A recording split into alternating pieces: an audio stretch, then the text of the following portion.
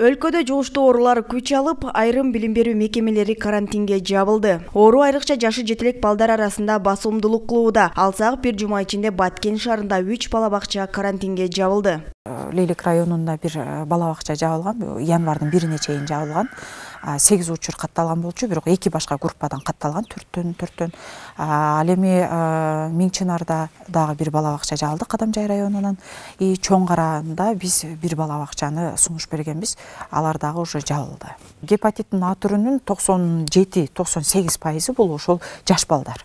Ал эми чоңдор эми бүт бара өзүнүн жана кол жуу алгоритмдерин жакшы сактап түшүнгөн үчүн алардын арасында катталган жок.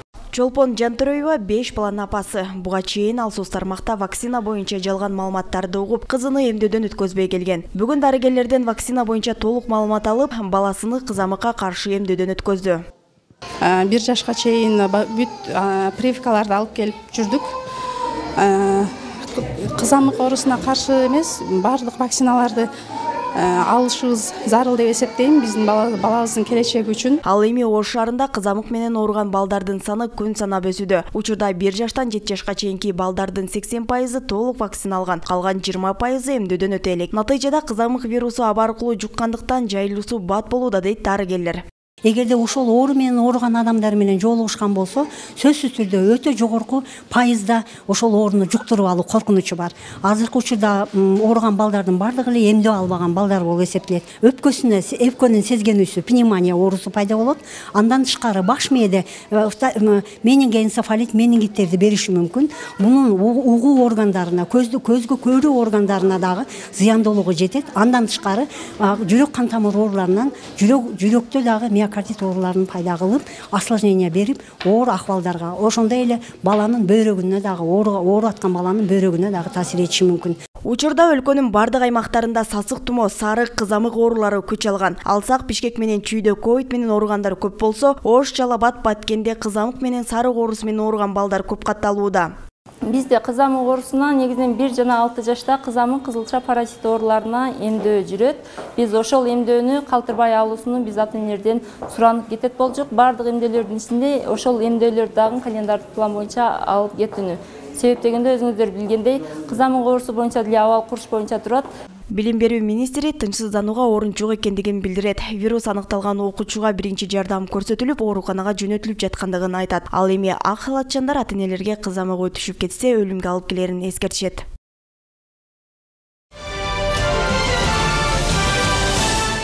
Бюджеттик негизде билим алган өмүр сакчылары 3 жыл аймактарда иштөөсү керек. Бул тууралуу Саламаттыкты сактоо министри Жогорку кеңештин жыйынында билдирди. Министрдин билдирүүсүндө келишимдик негизде окуган Медакадемия менен Ош мамлекеттик университетинин студенттери 3 жыл алыскы аймактарда иштөөгө милдеттүү.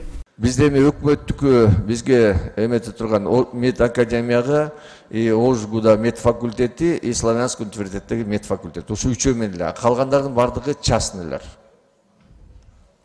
Алар менен биз договор түзө албайбыз.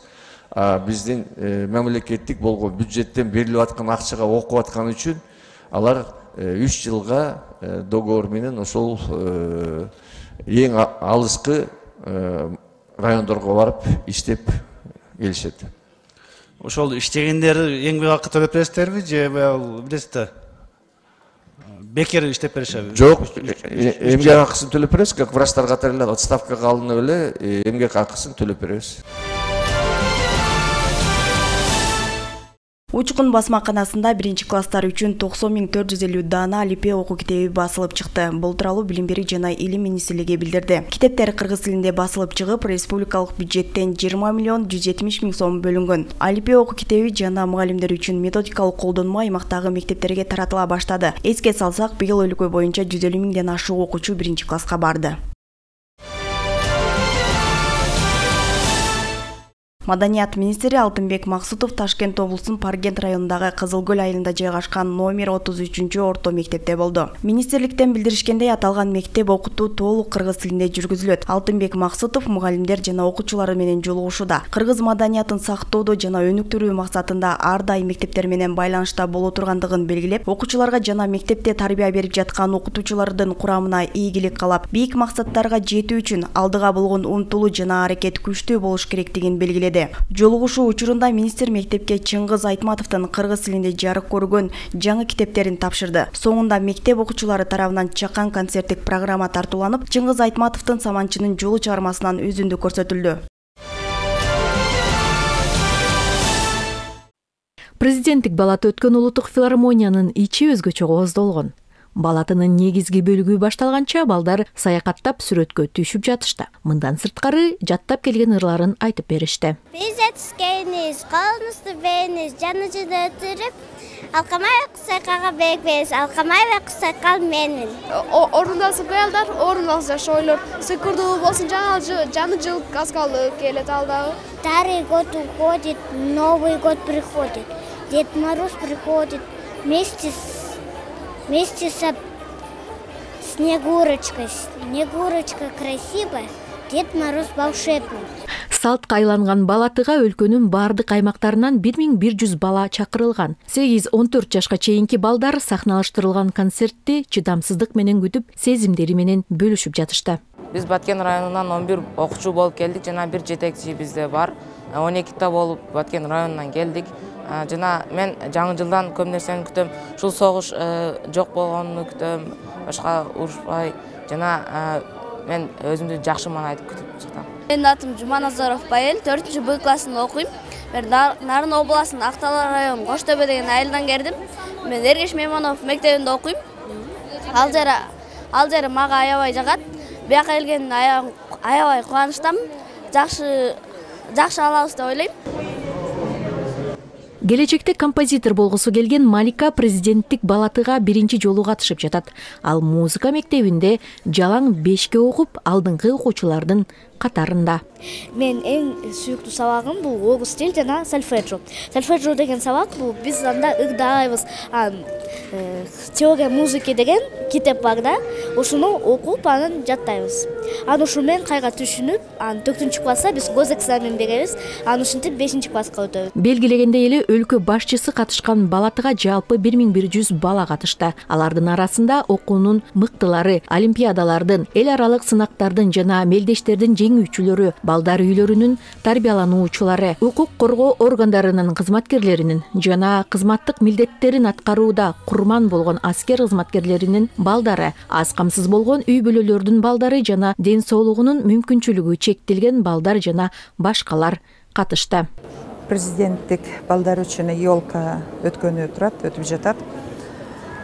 Балдар көчө келишкен, мурда күнү келишкен, көчө толугу менен аларга атайын маданий программалардын алкагында киного көрүштү. Сейтектен атайын балдар үчүн концерттик, жаңы жылдык концертте көрүштү. Кечинде аларга сый тамак уюштурулду. Ошондой эле онкология больницасында, балдар больницасында дарыланып жаткан балдарга белектер берилди. Ошондой эле ылдыйкы келген региондордон келген интернаттарга жайгашкан балдарга да сый тамак менен ошо белектер берилди. Иш чаранын расмий бөлүгүндө балдар өлкө башчысын кол чабуулары менен тосуп алышты. Алгач концерттик программа коюлуп, балдардын көптөн күткөн жаңы жылдык кечеси башталды.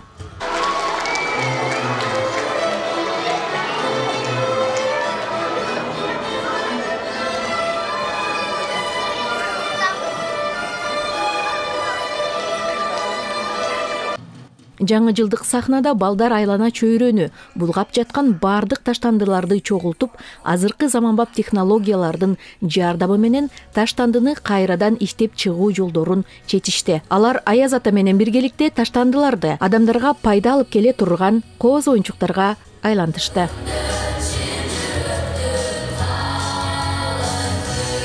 Мындан сырткары балдар музыка мектебинде билим алып жаткан окуучулардын талантына күбө болушту. Жаңы жылдык балатынын соңунда президенттин атынан акылдуу китептер менен кошо ата мекендик өндүрүштөн чыккан экологиялык жактан таза таттуу белектер тапшырылды. Анда дүйнө жүзүндөгү элдердин баардыгы биригип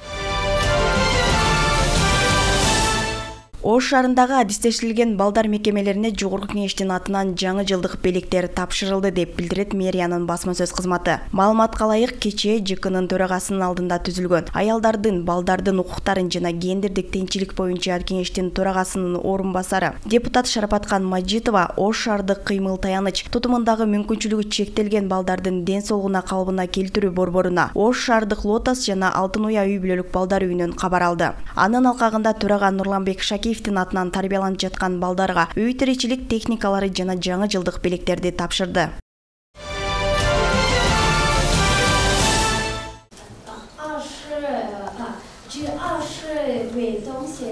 Таңсулуу Ошмонун Кыргыз-Кытай факультетинде 3 курстун студенти Кытай тилин мыкты өздөштүрүп, окуудагы активдүүлүгү үчүн Кытай ишкерлери тарабынан 10 000 сомдук стипендияга ээ болду.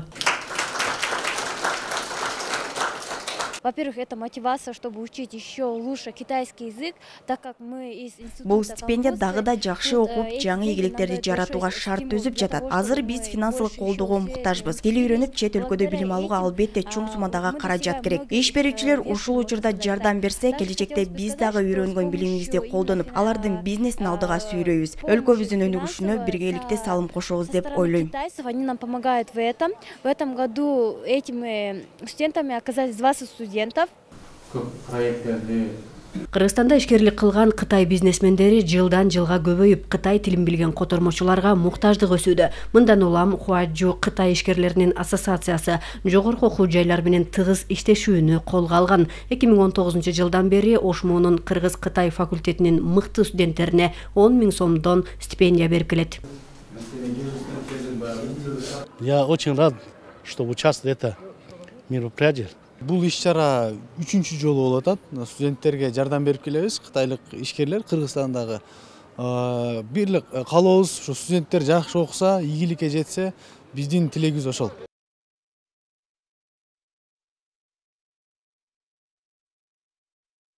Кыргызстанда иштеп аткан кытайлык компаниялардын жетекчилери, өкүлдөрүнүн катышуусу менен ошол студенттер менен жолугушуп өтүп көрүп, кеңешме болду. Бул жерде биздин салт болуп калган. Ошол 3 жылдан бери ушул өнөктөштөр менен жолугуп, иш берүүчү катары жолугушуп, булардын сунуш пикирлерин угуп, ошого карата чечимдерди кабыл алабыз.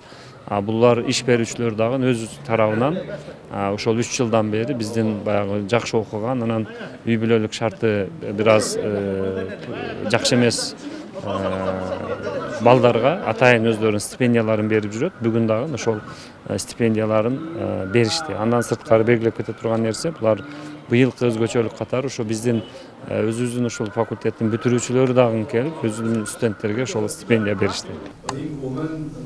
Мындай көңүл буруу албетте студенттерди дагы да жакшыраак окууга шыктандырат. Иш-чарага Ошмонун жамааты, иш берүүчүлөр жана да 2017 жылы аяктаган бүтүрүүчүлөр да катышты. Ошол Кыргыз-Кытай факультетинин биринчи бүтүрүүчүлөрүнүн атынан келдим.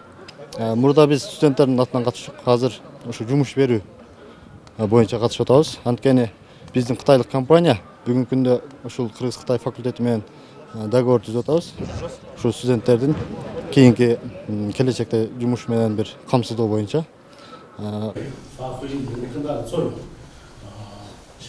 Ошмонун Кыргыз-Кытай факультети Кытай тилин окуткан түштүктөгү негизги окуу жай. Демек, Кытай ишкерлерин жаңы кадрлар менен камсыздап берет. Студенттерге кам көрүү, келечекте мыкты адистер менен камсыздалууга барабар.